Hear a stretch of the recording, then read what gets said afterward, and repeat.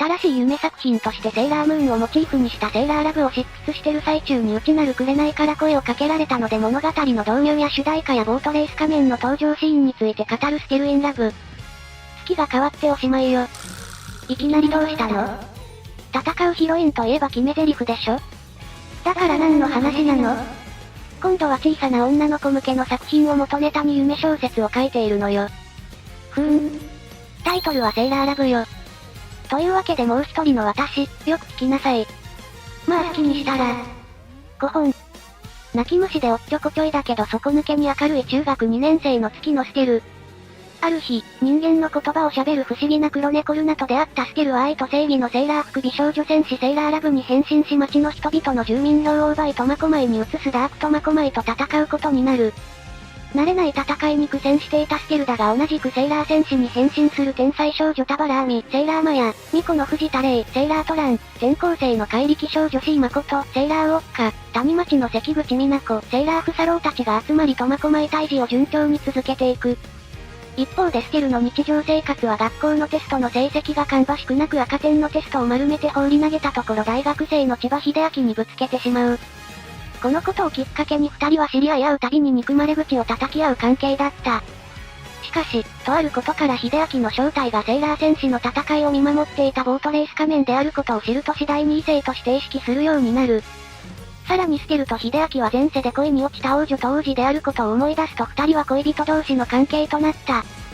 そんな二人の元に空から小さな女の子が落ちてきて。っていう導入ね。つまりセーラームーンが元ネタなわけね。ボートレース仮面ってなんだよ。競艇場に出没する謎の戦士だよ。苫小牧が妖魔扱いされてる。苫小牧の扱いひどくない？うわぁ、巻き込まれてる。谷町の関口美奈子、セーラーフサローはダメだろ。何してんの会長。今の私はルナちゃんだ。他のセーラー戦士は誰？ジュピターは絶対にパーマーにしろ委員会の山田です。じゃあ月が変わっておしまいよが月のステルの決め台詞なのね。その通りよ。おしまいなのは左の終始だろ。というかちょっと作品古くない？名作というのは時代を超えるものよ。だからセーラームーンだって今の時代になって劇場版とかが制作されてるのよ。それは言えてるわね。そういや天王遥かってレーサーなんだよな。ボートレーサーではねえよ。ゲーム業界だってそう。ドラゴンクエストだったりファイナルファンタジーもファミコンやスーパーファミコン時代の作品を何度もリメイクしてるでしょ？スクエニはもはやリメイク屋よね。まあ昔のゲームには固定のファンもいるし商売としては正しいのかもね。新作を作っても売れないだけじゃないの？私はよくわからないけど。まあそれはさておき。このセーラーラブの主題歌も考えてるの。夢小説なのに？わからないわよ。もしかしたらアニメ化の声がかかるかもしれないでしょ？断言するけど絶対にないわよ。セーラームーンの主題歌？ムーンライトローズ伝説でしたっけ？関係ありませんよ。世代的にあるのよね。じゃあ一応聞かせてもらうわ。それでこそもう一人の私よね。5本。ごめんね、素直に買わなくて。夢の中なら当たる。現実で当てなさいよ。思考回路はショート寸前。今すぐ買いたいよ。はしたない買い目に走ってる時点で思考回路はショート済みでしょうに。ついでに言うと資金もショートしてない？この今すぐ買いたいよなんだけど今すぐ借りたいよの方がいいかしら。借金してまでギャンブルしてちゃ本当におしまいなのよ。なら今すぐ当てたいよかしらね。本当に当てたいなら56軸みたいな大穴狙いをやめるべきよ。ひどい歌詞。本当にやめるべきはおすめそのもの。泣きたくなるよな回収率。お財布も軽いビッル。だって残高どうしよう。口座は新記録。泣きたくなるのはお金の管理してるたるまえさんなんだけどね。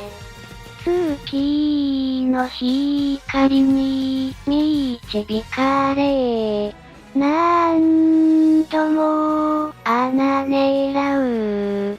外れてるからそれ多分月の光に導かれるどころか見放されてるわよ。オッズの数字を数って、占うお船の行く手。同じ水面に生まれたミラクルスプラッシュ。だるまえさんの瞳から溢れる涙を表現してるのかしら？本当にひどい歌詞。これ捨てるに当てたラブソング。ああ。でもやっぱり一番の見せ場はボートレース仮面様の登場シーンなのよ。登場ではなくて？細かいことは気にしないでいいのよ。セーラーラブがピンチに陥り絶体絶命の場面でどこからともなく現れはしたない船剣を妖魔に向かって投擲して牽制。かっこいい工場で妖魔の意識をそらし隙を作ってくれるのよ。ああ。はしたない船剣を投擲って外れ船剣をポイ捨てしてるだけじゃないの？船剣で攻撃するな。船剣で攻撃されるの嫌すぎる。外れ船剣なんていくらでもありますからね。ああ。このはしたない船剣は、ボートレース仮面様。さあ今夜もやってまいりました。紳士による紳士のためのモンキーターンなお時間。ボートレースの豆知識、テレビの前の妖魔よ聞くがよい。協定は公営ギャンブルの中で最も出走数が少ない6艇固定でレースが行われるため3連単でも買い目は最大120通りしかないのだ。さらに協定は1号艇の勝率が約 50% を占めており手堅い買い目を組み立てやすくもある。競艇場は全国に24カ所ありほぼ毎日複数の競艇場でたくさんのレースが行われています。嬉しいね。その中でも勝ちやすいレースというものが存在します。ここでは勝ちやすいレースの特徴と見極め方について解説いたしましょう。手堅い予想をする場合は勝率が圧倒的に高い1枠を本命軸にするのがセオリーだな。とはいえ枠なり崩れが発生して1号艇以外が1コースに入るケースもありますしただ闇雲に1号艇を軸にしていては結局のところ取り紙になるのが関の山であるな。だから初心者は1枠が硬いレースを確実に当てるところから始めればいいが私のような熟練者の予想はこちら5656123。今だ、セーラーラブ。はい。みたいなね。はいじゃなくて止めなさいよ。妖魔はボートレース仮面様が動きを抑えているでしょう？はしたない海面に走るボートレース仮面を止めろって言ってるのよ。怪文書やめろ。もう一人の私は気に入らないの？なら別バージョンね。バリエーションがあるのね。ああ、このはしたない船剣は、ボートレース仮面様。そやにして粗暴。品のかけらもない野蛮な妖魔よ聞くがよい。ダンスの一つであってもレディーに対する心遣いを忘れないのが本当の紳士。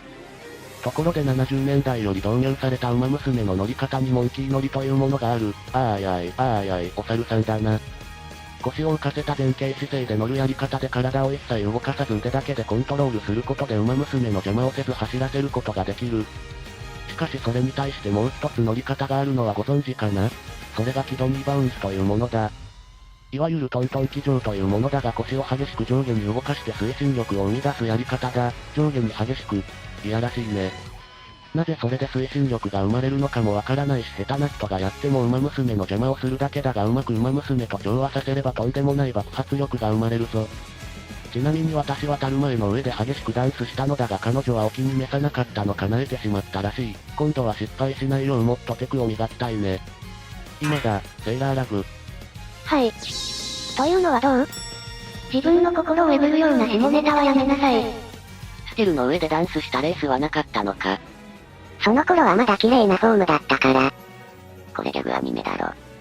原作の作中でも確かタキシード仮面が記憶喪失になるシーンあったし通帳破り捨てた話もシリアスにできるぞ。ステルの顔も口座番号も忘れてしまった。もうはしたない船券も買えない。指が覚えてる。指が覚えてるほんと好き。馬娘ちゃんを愛する同志諸君、チャンネル登録と高評価、ぜひよろしくお願いします。